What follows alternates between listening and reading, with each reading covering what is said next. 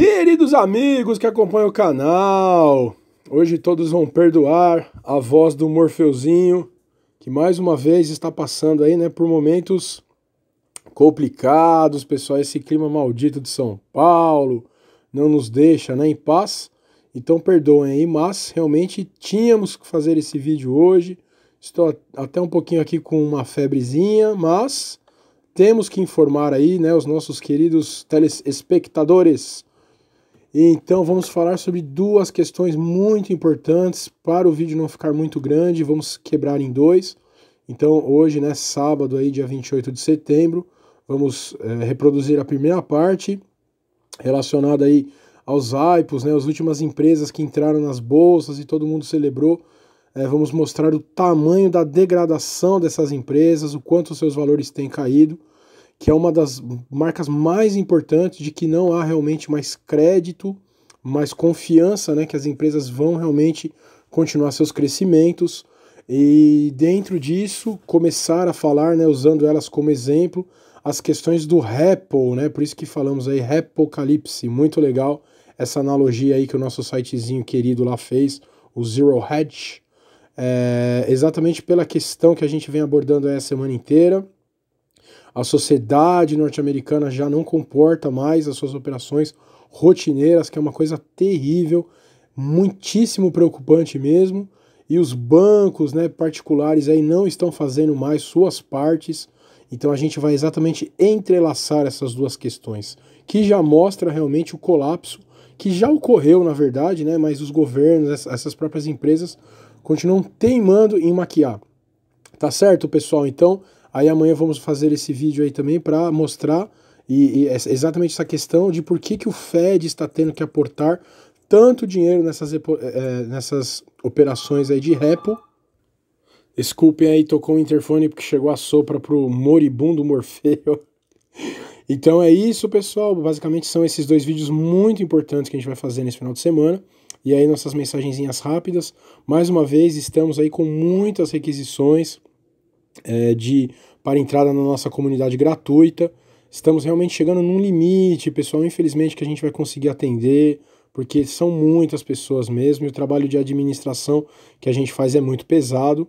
Então mandem aí, quem ainda não entrou, aí talvez sejam as últimas vagas, vamos tentar abrir só mais um grupo no máximo. Então mandem aí quem quiser. Nossa comunidade gratuita está muito boa, com todos esses acontecimentos que vem ocorrendo aí. Muita informação é trocada, vale muito a pena.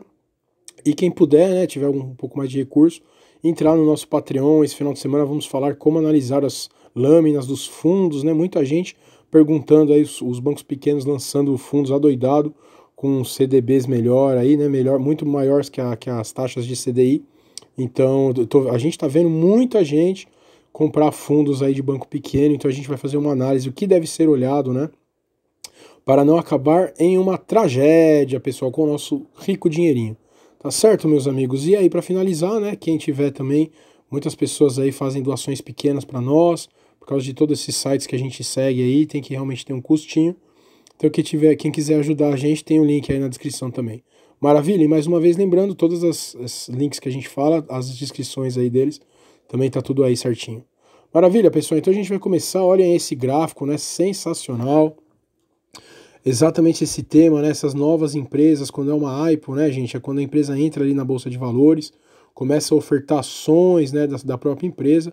E olhem aí, esse gráfico é sensacional, né? Olhem as últimas empresas que entraram aí e foram, né? Nossa, empresas maravilhosas, valem muito. Então começam ali, né, essas expressões em inglês aí, not bullshit, que é tipo, não é bobagem, né? Não é bobagem. Kind of bullshit, ou seja, parece que é bobagem. E aí, por finalmente, full of shit, né? Ou seja, é realmente uma cocô enorme, né, empresa. E quando elas são lançadas, vai passando os meses, elas vão caindo. E é exatamente sobre isso que a gente vai falar, porque isso tem muito a ver com os repos, com o Ripplecalipse, tá certo? Então, a primeira matéria aí que a gente vai comentar é exatamente sobre uma dessas empresas, a WeWork, que é uma empresa aí que estava muito bem cotada para entrar nas bolsas de valores, e tanta papagaiada está acontecendo que eles até desistiram, né? Então vamos ler aí a matéria. Sob pressão, cofundador deixa a presidência da WeWork. Adam Neumann, concordou em renunciar ao cargo de presidente executivo da empresa e desistir do controle majoritário de votos. Depois de engavetar sua oferta pública inicial de ações, ou como a gente falou anteriormente, né, uma IPO, a empresa de aluguel dos escritórios WeWork sofre um novo revés. O cofundador, Adam Neumann, concordou nesta terça-feira, 24 de setembro, em renunciar ao cargo de presidente executivo da empresa norte-americana de compartilhamento de escritórios e a desistir do controle majoritário, cedendo à pressão de alguns investidores.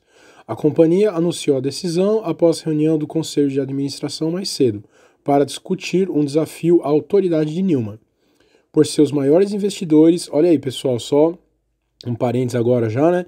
Por que a gente fala sempre que o crash, quando chegar realmente das bolsas, porque vários crashes já ocorreram, vai realmente levar o mundo inteiro à bancarrota, né? Olha só, incluindo o japonês SoftBank, a empresa de Venture Capital, Benchmark Capital, e empresa chinesa de Private Equity, Hony Capital, disseram fontes familiarizadas com as deliberações, pessoal, olha só, né? Então, uma empresa, quantas raízes aí, né? Quantos braços ela não tem ao redor do mundo, né? Que coisa, que coisa. Então, fundamental entender isso também. Art Minson, atualmente vice-presidente financeiro da We Company, e Sebastian Gunnigan, vice-presidente do conselho da startup, com sede em Nova York, se tornarão co-presidentes executivos, disse a empresa. Neumann continuará no conselho como presidente não executivo, acrescentou a companhia. Isso aí me lembra aquele filme também, né, do Homem-Aranha, o primeiro, que o Osborn é tirado da presidência e vira o Duende Verde lá, muito interessante, né? Como essas coisas elas espelham realmente a realidade, a verdade mesmo dos fatos. Os investidores reuniram uma maioria no conselho de 7 membros da We Company, controladora da WeWork, para pressionar pela renúncia de Neumann, acrescentou uma das fontes da Reuters. A saída do presidente é o novo capítulo da queda da startup de escritório compartilhado. A empresa adiou sua oferta pública inicial, que seria a segunda maior operação desse tipo este ano. Inicialmente avaliada, olha só, meus amigos, 47 bilhões de dólares. Que coisa, que coisa. Analistas acreditam que o valor da empresa está mais perto dos 15. Que é isso, gente? É 30 bilhões de dólares. Qual é o problema disso? O IPO foi cancelado por falta de interesse dos investidores. Meu Deus, como pode, né? Não é uma empresa tão cara.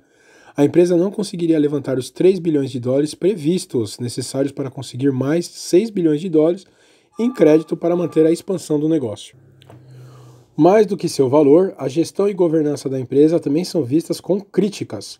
Neumann fundou a WeWork ao lado de sua esposa, Rebecca, e do arquiteto Michael McGavey em 2010. Em quase uma década, a empresa abriu 528 escritórios em 29 países.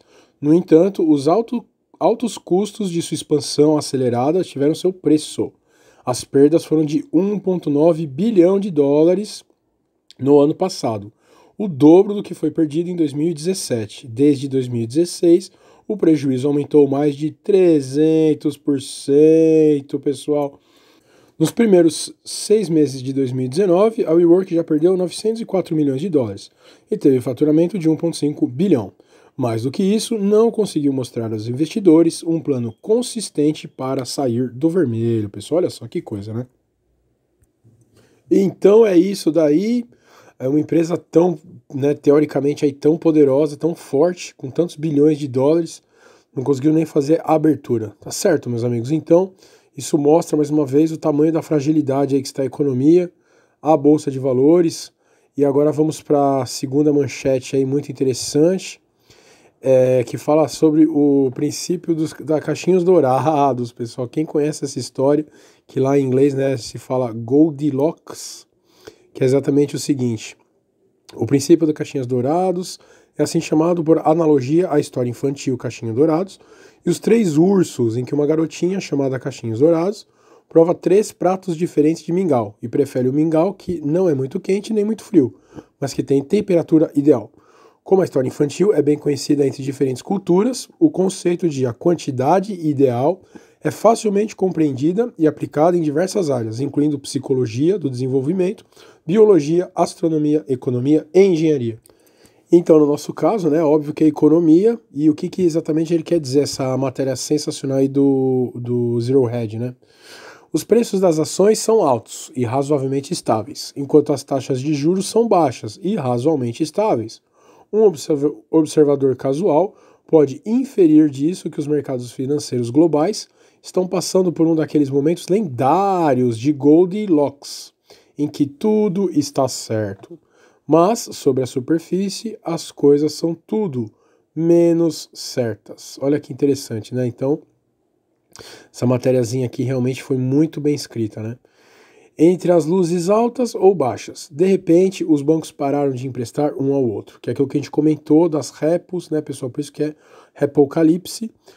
Do nada, né, aquelas empresas que precisavam de dinheiro ali no short, né, no prazo curto, elas pararam de ter esses dinheiro, né, porque os bancos ali americanos pararam de emprestar, né? Então, o que está acontecendo?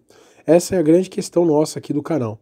Uma das maneiras mais seguras de um grande banco colocar dinheiro para trabalhar é emprestá-lo por períodos muito curtos, digamos da noite para o dia, a outros grandes bancos. Em tempos normais, esse tipo de empréstimo acontece em grande escala, sem drama de nenhuma forma.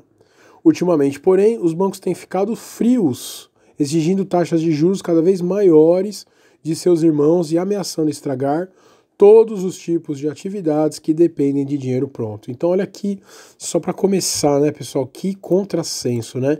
Se a gente está falando aí que os juros estão sendo cortados, né, os juros básicos, exatamente porque esses juros básicos sempre influenciaram ali, né, os juros desses empréstimos intraday, como que pode o Fed, então, estar com juros tão baixos e os bancos não estarem emprestando, gente, um para os outros, né?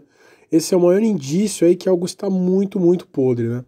O Fed, como resultado, foi forçado a despejar dezenas de bilhões de dólares no mercado de recompra, do que a gente chama de recon aí, né? Ou repo.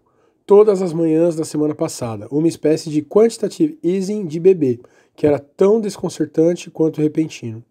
Quando perguntado por que isso está ocorrendo, o melhor que o Fed poderia oferecer era que havia dificuldades com o encanamento do mercado. Como qualquer bom médico sabe, metade da batalha está dando um nome à queixa. Porque a imaginação do paciente é frequentemente muito pior do que a realidade.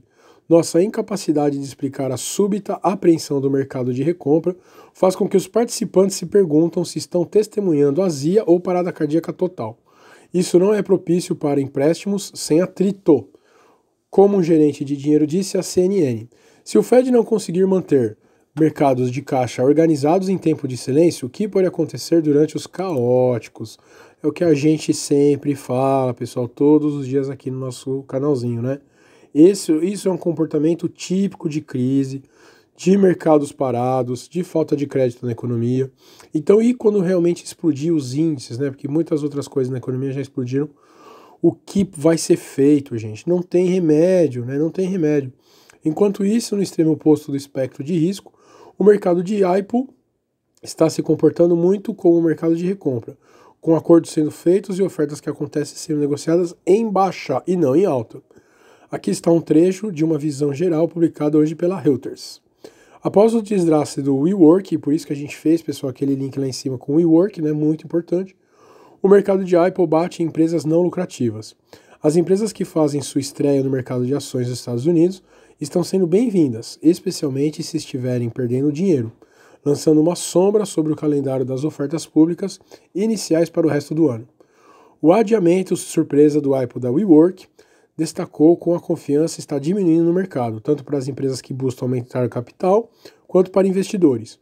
O mercado mais exigente para as ofertas públicas iniciais continuou a punir a Peloton Interactive na sexta-feira, um dia após o início das suas negociações, com as ações da startup de fitness caindo 4% para 24 dólares. A empresa agora está negociando 15% abaixo do preço do IPO de quarta-feira.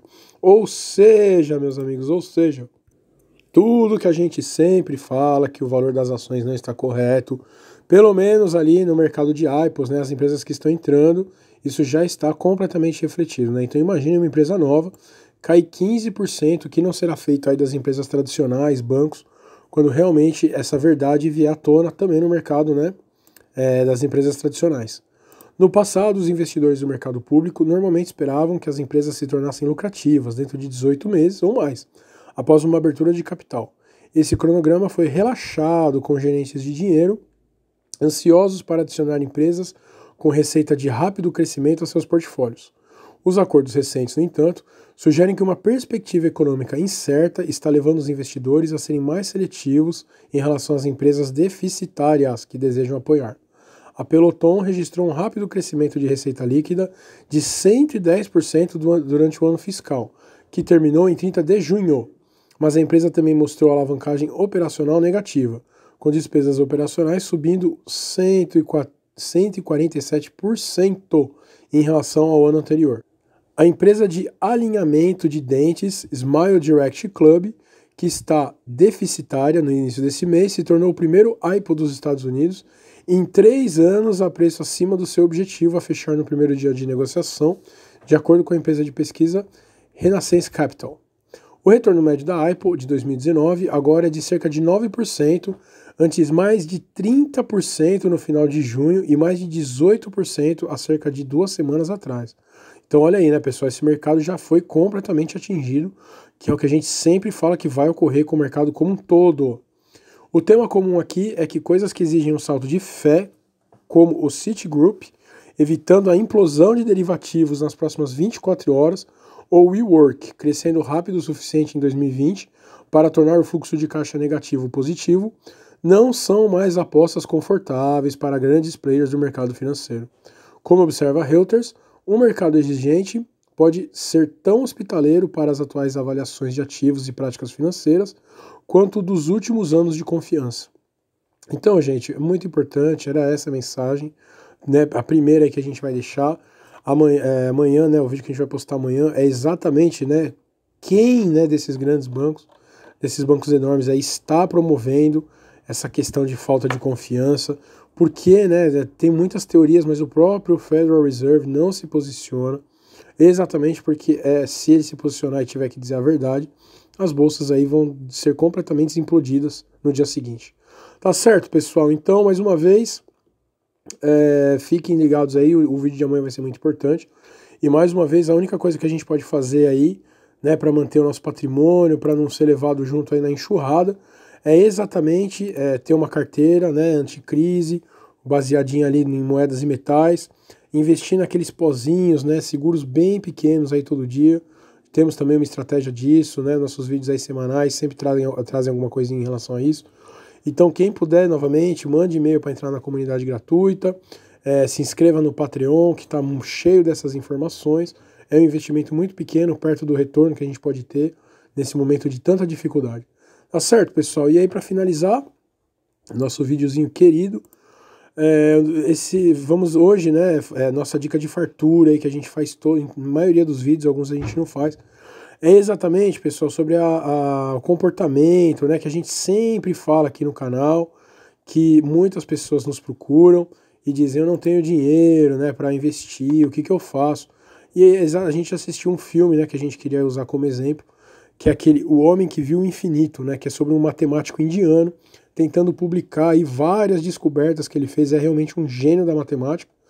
E ele era pobre, pessoal, ele era pobre, então o mais importante desse filme é o que a gente sempre fala aqui, né, pessoal? O dinheiro, ou você ter riquezas, você conseguir investir, é um resultado, pessoal, um resultado de muito estudo, de muita dedicação. Então, a relação, o comportamento desse indiano com aquilo que ele amava, que era matemática, é exatamente, pessoal, o que a gente tenta estimular aqui nesse canal, que é você, né, sempre se esforçar. É lógico que ele é um exemplo já extremo, né? Ele ficou doente e continuou fazendo o ofício dele, ele abandonou a família, ele fez de tudo para chegar no objetivo dele, que era realmente publicar tudo aquilo que ele tinha, né, postulado mesmo, né? E realmente é incrível o esforço que ele faz. Quando explode a Segunda Guerra, né, ele é perseguido por ser estrangeiro dentro da Inglaterra. Então é um filme sensacional, gente, assistam. E mais uma vez, não se importem com dinheiro, não se importem com quanto eu tenho para investir, o que eu vou fazer para a crise.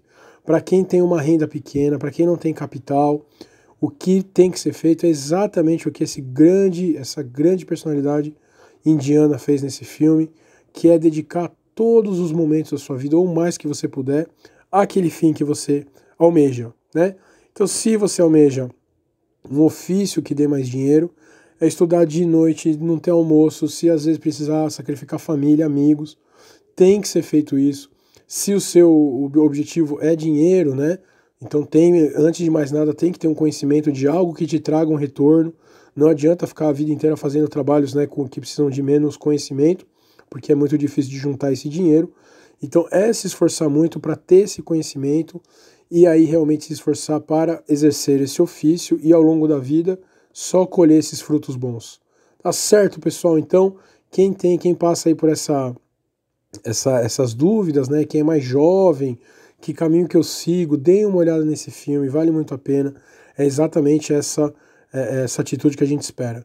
É óbvio, né, que dado a sua devida proporção, né, estamos aqui nós, eu, o Morfeuzinho aqui, o Percival também não está muito bom, e estamos aqui, né, maus mesmo, aí com febre, fazendo vídeo, porque esse é o nosso objetivo, esse é o nosso, né, intuito realmente de vida, né, não é uma questão só que eu gosto, que eu não gosto, é o que eu sinto que eu nasci para fazer, né, então, mesmo doente, mesmo com a garganta ruim, eu não paro, porque esse é o trabalho que eu quero fazer na minha vida. Tá certo, meus amigos? Então, que cada um encontre também o seu, o que nasceu para fazer, se dedique com todo amor, com toda a alma e consiga finalmente chegar aí no seu objetivo. Maravilha, pessoal? Então, mais uma vez, mandem e-mail, entrem no Patreon, curtam nosso canal, cliquem no sininho para receber as novidades. Um grande abraço!